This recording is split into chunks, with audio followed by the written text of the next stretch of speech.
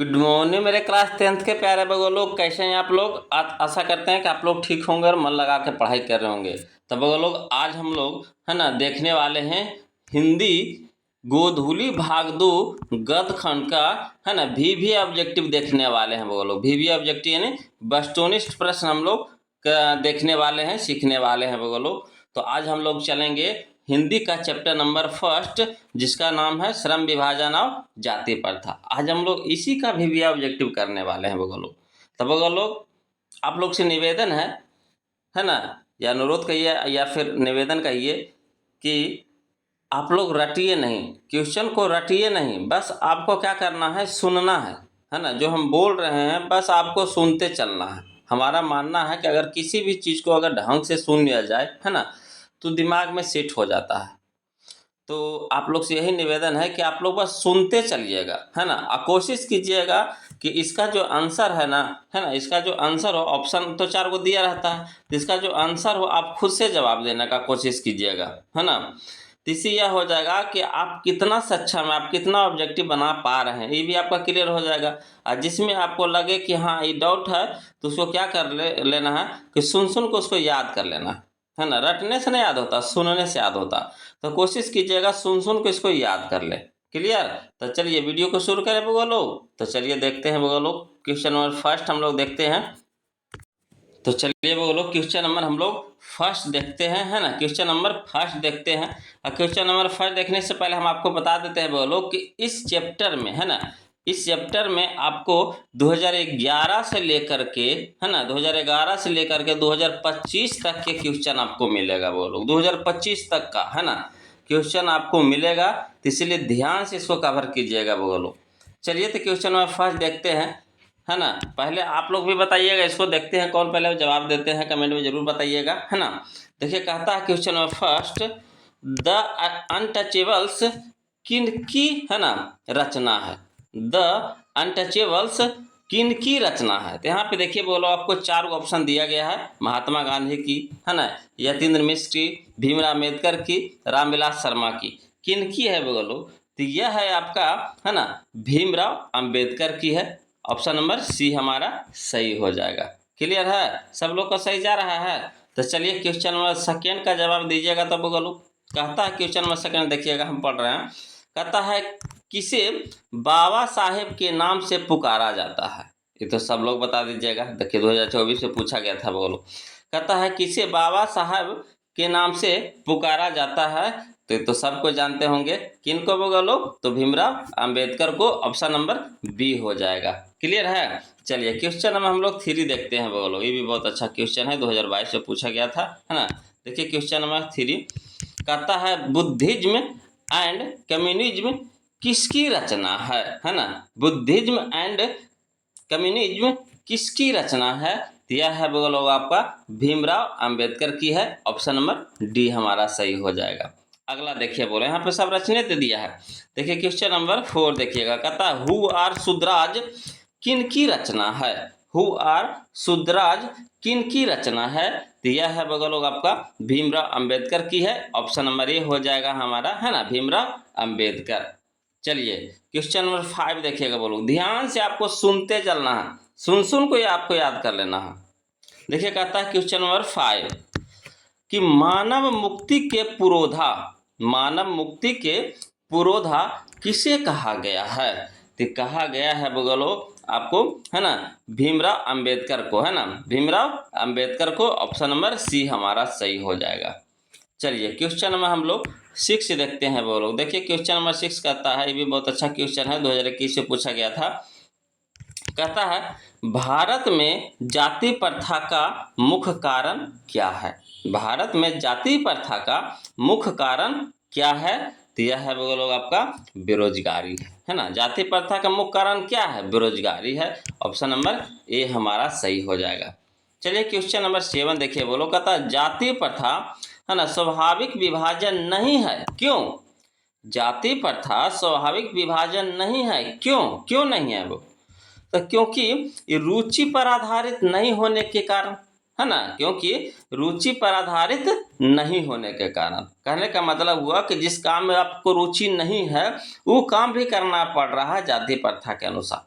जिस जाति के लोग हैं उनको उस काम को तो करना ही पड़ता है ना।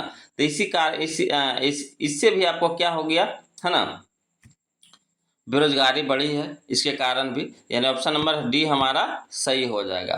क्लियर है। और कोशिश कीजिएगा आप खुद से बनाइएगा इसको, है ना। और जो न बन पाए तो वो लास्ट में तो हम बताते ही हैं, इससे आपको मिलाते चलना है, तो आपको भी, है ना, लगेगा कि हम कितना बना पा रहे हैं। क्लियर है। तो चलिए क्वेश्चन नंबर 8 देखते हैं। बोलो, कहता है श्रम विभाजन और जाति प्रथा के लेखक कौन है। ये तो देखिए बहुत इंपॉर्टेंट क्वेश्चन है। बोलो, देखिए 2 साल पूछा गया है, 2020 में, 2023 में पूछा था, सब लोग जानते होंगे, है ना। श्रम विभाजन और जाति प्रथा के लेखक कौन है, तो हमारे हैं Baba Saheb Bhimrao Ambedkar. Option number B हो जाएगा, है ना, बाबा साहब भीमराव अंबेडकर। क्लियर है। चलिए क्वेश्चन नंबर 9 देखिएगा। बोलो, कहता है लेखक की दृष्टि में विडंबना की बात क्या है। लेखक की दृष्टि में विडंबना की बात क्या है, तो विडंबना की बात है बोलो क्या, तो जातिवाद के पोषकों की कमी नहीं है। जातिवाद के पोषकों की कमी नहीं है। ऑप्शन नंबर ए हमारा सही हो जाएगा। चलिए क्वेश्चन नंबर 10 देखते हैं। बोलो, क्वेश्चन नंबर 10 देखिए, ये भी बहुत अच्छा क्वेश्चन है। कहता है लेखक की दृष्टि में आदर्श समाज कैसा होना चाहिए। लेखक की दृष्टि में आदर्श समाज कैसा होना चाहिए, इसका सही ऑप्शन हो जाएगा हमारा ऑप्शन नंबर ए हो जाएगा, जिसमें स्वतंत्रता, समता और भाव, है ना, भ्रातृत्व का भाव हो। ऑप्शन नंबर ए हमारा सही हो जाएगा। चलिए क्वेश्चन नंबर हम लोग 11 देखते हैं। बोलो, देखिए क्वेश्चन नंबर 11 क्या कहता है, ये भी अच्छा क्वेश्चन है, 2018 में पूछा गया था। बोलो, कहता है लेखक बेरोजगारी का प्रमुख और प्रत्यक्ष कारण किसे मानते हैं। लेखक बेरोजगारी का प्रमुख और प्रत्यक्ष कारण किसे मानते हैं, तो इसका सही ऑप्शन बताइएगा। बोलो कौन सा होगा, तो इसका सही ऑप्शन है हम, है ना, हम बता रहे हैं ऑप्शन नंबर सी हमारा सही हो जाएगा, जाति प्रथा को।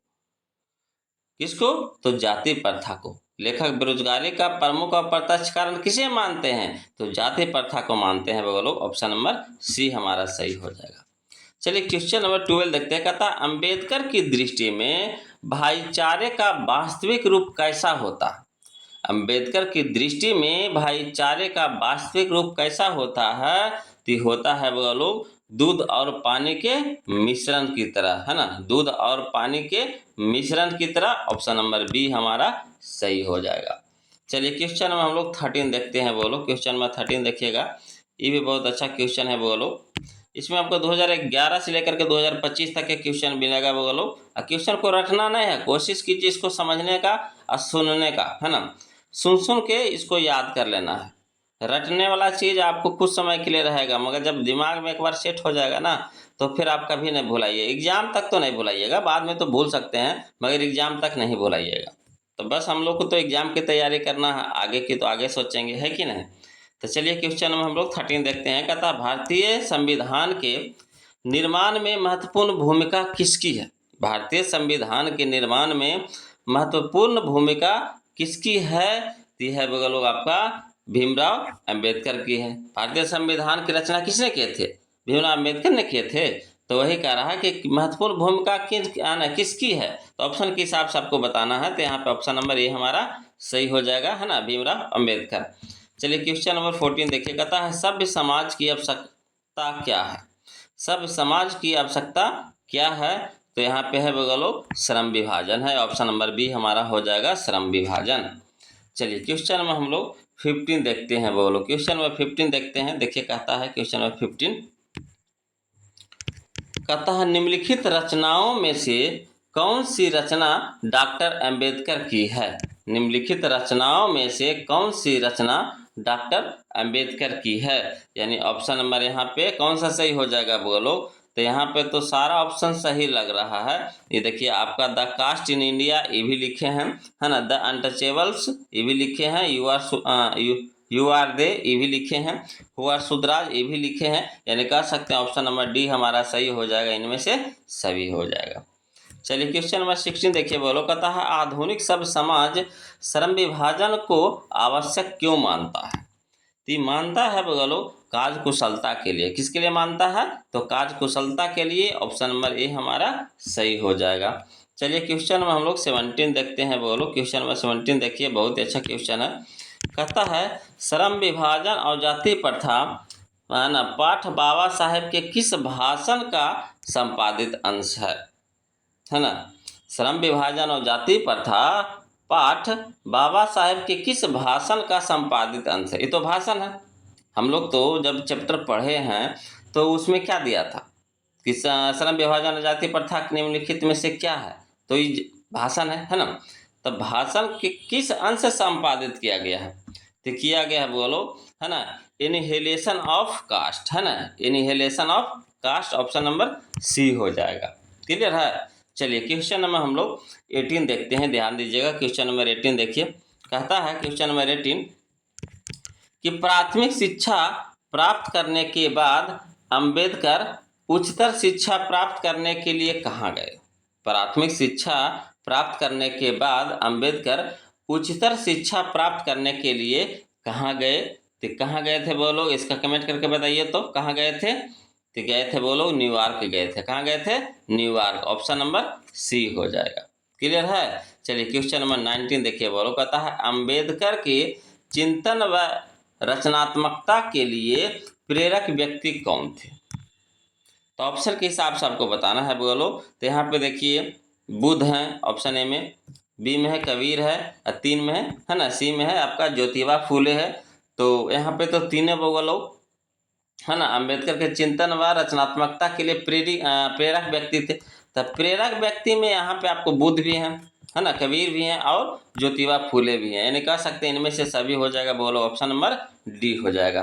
तीनों व्यक्ति की प्रेरणा के हिसाब से वो काम किए थे है ना।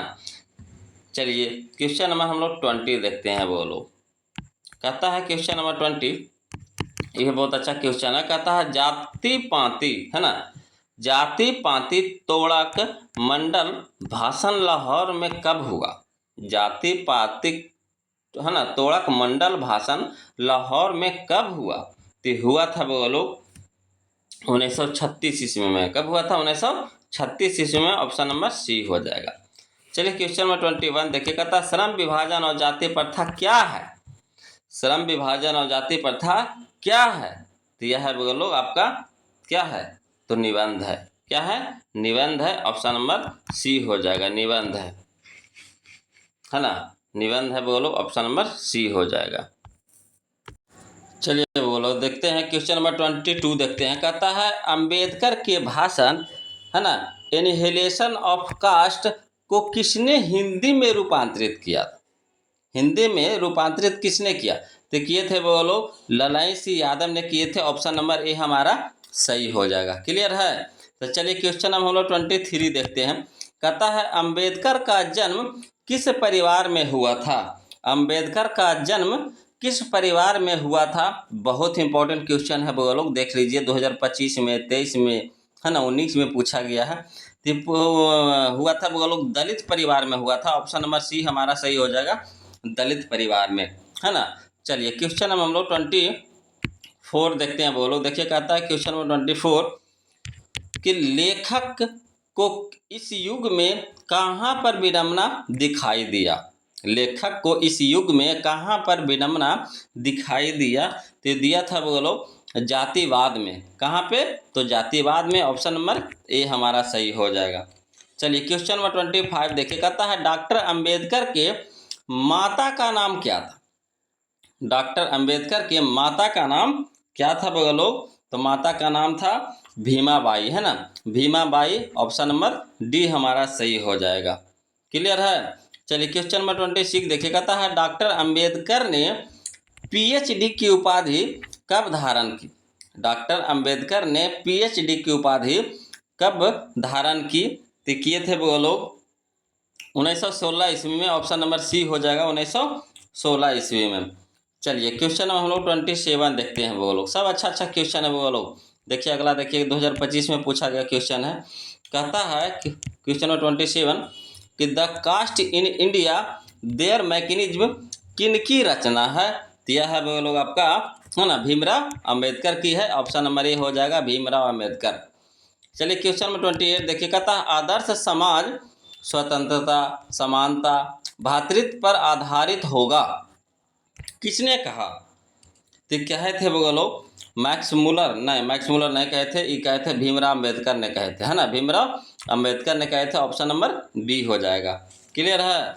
चलिए क्वेश्चन नंबर 29 देखिए। वो लोग कहता है क्वेश्चन नंबर 29, कोशिश कीजिएगा वो लोग, आप खुद से पहले बनाइएगा, है ना, इससे हो जाएगा कि अगर आप चैप्टर पढ़े होंगे तो आपको, है ना, सारा ऑब्जेक्टिव याद हो जाएगा। देखिए कहता है क्वेश्चन नंबर 29 कि खाली स्थान पेशे का दोषपूर्ण, है ना, पूर्व निर्धारित करती है। तो क्या करती है बोलो? तो करती है जाति प्रथा, है ना, जाति प्रथा। ऑप्शन नंबर बी हमारा सही हो जाएगा। चलिए क्वेश्चन नंबर 30 देखिए। कहता है जाति प्रथा भारत में बेरोजगारी का एक खालिस्तान कारण बनी हुई है। तो किसका कारण बनी हुई है बोलो? तो प्रत्यक्ष और प्रमुख, है ना। ऑप्शन नंबर सी हमारा सही हो जाएगा, ए और बी दोनों। चलिए क्वेश्चन नंबर 31 देखिए। बोलो कहता है मूक नायक क्या है? मूक नायक क्या है? तो पत्रिका है बोलो। ऑप्शन नंबर बी हो जाएगा, पत्रिका। क्लियर है? चलिए क्वेश्चन नंबर हम लोग 32 देखते हैं। बोलो क्वेश्चन नंबर 32 देखते हैं। देखिए कहता है क्वेश्चन नंबर 32, है ना, क्वेश्चन नंबर 32 देखिए कहता है कि डॉक्टर भीमराव अंबेडकर की मृत्यु कब और कहाँ हुई? डॉक्टर भीमराव अंबेडकर की मृत्यु कब और कहाँ हुई? तो हुआ था बोलो आपका 1956 दिल्ली में, है ना, 1956 ईस्वी में। कहाँ हुआ था? तो दिल्ली में हुआ था। ऑप्शन नंबर ए हमारा सही हो जाएगा। चलिए क्वेश्चन नंबर 33 देखिए। बोलो कहता डॉक्टर भीमराव अंबेडकर का जन्म कब हुआ? ये भी देखिए बहुत अच्छा क्वेश्चन है। कहता डॉक्टर भीमराव अंबेडकर का जन्म कब हुआ? तो हुआ था बोलो आपका, कब हुआ था बताइए? तो इनका जन्म हुआ था 14 अप्रैल 1891 में, है ना, 14 अप्रैल 1891 में। ऑप्शन नंबर डी हमारा सही हो जाएगा। कहता है चलिए क्वेश्चन नंबर 34 देखिए। बोलो कहता है, ये भी बहुत अच्छा क्वेश्चन है। देखिए कहता है कि डॉक्टर भीमराव अंबेडकर का जन्म कहाँ हुआ? डॉक्टर भीमराव अंबेडकर का जन्म कहाँ हुआ? तो सब लोग बता दीजिएगा, महू मध्य प्रदेश में। ऑप्शन नंबर ए हमारा सही हो जाएगा। चलिए क्वेश्चन नंबर 35 देखिए। बोलो कहता डॉक्टर अंबेडकर ने किस पत्रिका का संपादन किया? डॉक्टर अंबेडकर ने किस पत्रिका का संपादन किया? जो किए थे बोलो बहिष्कृत भारत, है ना, बहिष्कृत भारत। ऑप्शन नंबर सी हमारा सही हो जाएगा। चलिए क्वेश्चन नंबर 36 देखिए। बोलो कहता है भारतीय संविधान का निर्माता किसे कहा जाता है? भारतीय संविधान का निर्माता किसे कहा जाता है? यहाँ पे हम ऑप्शन देंगे बोलो, पहले आप खुद से बताइए तो इसका सही आंसर क्या होगा बोलो, है ना। भारतीय संविधान का निर्माता किसे कहा जाता है ना। अब हम आपको ऑप्शन दे रहे हैं बोलो, तो इसका सही ऑप्शन हो जाएगा बोलो, ऑप्शन नंबर सी हमारा सही हो जाएगा, है ना, भीमराव अंबेडकर को, भीमराव अंबेडकर को। चलिए क्वेश्चन नंबर 37 देखिए। बोलो ये भी बहुत अच्छा क्वेश्चन है। कहता है डॉक्टर अंबेडकर का वाग्मय हिंदी के कितने खंडों में प्रकाशित हो चुकी है? डॉक्टर अंबेडकर का वाग्मय हिंदी के कितने खंडों में प्रकाशित हो चुकी है? तो कितनी खंडों में प्रकाशित हुई है बोलो? तो 21 खंडों में। ऑप्शन नंबर डी हमारा सही हो जाएगा। क्लियर है? चलिए क्वेश्चन नंबर हम लोग 38 देखते हैं। बोलो क्वेश्चन नंबर 38 देखिए। कहता है कि आधुनिक सब समाज कार्यकुशलता के लिए किसे आवश्यक मानता है? आधुनिक सब समाज कार्यकुशलता के लिए किसे आवश्यक मानता है? इसका सही ऑप्शन हो जाएगा बोलो, ऑप्शन नंबर ए हो जाएगा, श्रम विभाजन को, है ना, श्रम विभाजन को। ऑप्शन नंबर ए हमारा सही हो जाएगा। चलिए क्वेश्चन नंबर 39 देखिए। कहता है डॉक्टर अंबेडकर के पिता का नाम क्या था? डॉक्टर अंबेडकर के पिता का नाम क्या था? तो इनके पिता का नाम था बोलो, है ना, Ramji Sakpal, Ramji Sakpal. Option number B हमारा सही हो जाएगा। चलिए क्वेश्चन में हम लोग 40 देखते हैं। बोलो क्वेश्चन नंबर 40 देखिए। कहता है क्वेश्चन नंबर 40 कि जाति प्रथा श्रम विभाजन के साथ साथ किसका रूप लिए हुए है? जाति प्रथा श्रम विभाजन के साथ साथ किसका रूप लिए हुए है? तो रूप लिए हुए बोलो श्रमिक विभाजन का। किसका? तो श्रमिक विभाजन का। ऑप्शन नंबर सी हमारा सही हो जाएगा। चलिए क्वेश्चन नंबर 41 देखिए। बोलो कहता है डॉक्टर भीमराव अंबेडकर ने किस प्रथा को आर्थिक पहलू से खतरनाक माना है? डॉक्टर भीमराव अंबेडकर ने किस प्रथा को आर्थिक पहलू से खतरनाक माना है? तो इसका सही ऑप्शन है हमारा ऑप्शन नंबर डी हो जाएगा, जाति प्रथा, है ना, जाति प्रथा। चलिए क्वेश्चन नंबर 42 देखिए बोलो। क्वेश्चन नंबर 42 देखिए, ये भी देखिए बहुत अच्छा क्वेश्चन है। देखिए लगातार है पूछा है बोलो, 2024 में भी पूछा है, 2025 में भी पूछा है ना। तो ये भी अच्छा क्वेश्चन है। देखिए कहता है क्वेश्चन नंबर 42 कि किसके प्रोत्साहन पर बाबा साहेब उच्चतर शिक्षा हेतु न्यूयॉर्क गए? किनके प्रोत्साहन पर बाबा साहेब उच्चतर शिक्षा हेतु न्यूयॉर्क गए? तो इसका सही ऑप्शन है हमारा ऑप्शन नंबर सी हो जाएगा, बड़ौदा नरेश, है ना। बड़ौदा नरेश के, है ना, प्रोत्साहन पर यानी कहने पर उच्चतर शिक्षा के लिए कहाँ गए थे? न्यूयॉर्क गए थे। चलिए क्वेश्चन नंबर 43 देखिए, कहता आर्थिक पहलू से भी जाति प्रथा खाली स्थान है। आर्थिक पहलू से भी जाति प्रथा खाली स्थान है तो क्या है बोलो? तो हानिकारक है। ऑप्शन नंबर सी हो जाएगा, हानिकारक। चलिए क्वेश्चन नंबर हम लोग 44 देखते हैं, ये भी बहुत अच्छा क्वेश्चन है। देखिए कहता है क्वेश्चन नंबर 44 कि सच्चे लोकतंत्र का पर्याय है, सच्चे लोकतंत्र का पर्याय है तो क्या है बोलो? तो भाईचारा, है ना। ऑप्शन नंबर सी हो जाएगा, भाईचारा। चलिए क्वेश्चन नंबर 45 देखिए बोलो, कहता बाबा साहेब द्वारा रचित पुस्तक है। बाबा साहेब द्वारा रचित पुस्तक है तो कौन सा है बोलो? तो यहाँ पे देखिए, है ना, कौन सा बाबा साहेब द्वारा रचित पुस्तक है? तो यहाँ पे आपका ऑप्शन के हिसाब से हम आपको बता रहे हैं बोलो, आप भी अनुमान कीजिए और कमेंट कीजिए कि कौन इसका सही हो जाएगा। तो यहाँ पे देखिए ऑप्शन के हिसाब से आप देखिए, है ना, जेनेसिस एंड डेवलपमेंट ये भी उन्हीं का रचना है ना। बुद्धिज्म एंड कम्युनिज्म ये भी उन्हीं का रचना है ना। बुद्धा एंड हिज धम्मा उन्हीं का रचना है, यानी कह सकते हैं इनमें से सभी हो जाएगा। ऑप्शन नंबर डी हमारा सही हो जाएगा। क्लियर है? चलिए क्वेश्चन नंबर हम लोग 46 देखते हैं बोलो। क्वेश्चन नंबर 46 देखते हैं, ये भी बहुत अच्छा क्वेश्चन है। कहता है श्रम विभाजन और जाति प्रथा शीर्षक किसके द्वारा हिंदी में रूपांतरित है? श्रम विभाजन और जाति प्रथा शीर्षक किसके द्वारा हिंदी में रूपांतरित है? यह है बोलो आपका ललाई सिंह यादव के द्वारा। ऑप्शन नंबर सी हो जाएगा, ललाई सिंह यादव, है ना। चलिए क्वेश्चन नंबर 47 देखिए, कहता आधुनिक मनु कहा गया है। आधुनिक मनु कहा गया है तो किनको कहा गया है बोलो? तो अंबेडकर को कहा गया है। ऑप्शन नंबर डी हो जाएगा, है ना, अंबेडकर को। चलिए क्वेश्चन नंबर हम लोग 48 देखते हैं बोलो। क्वेश्चन नंबर 48 देखिए, ये भी बहुत अच्छा क्वेश्चन है। क्वेश्चन नंबर 48 कहता है विडम्बना का अर्थ है ना, विडम्बना का अर्थ है।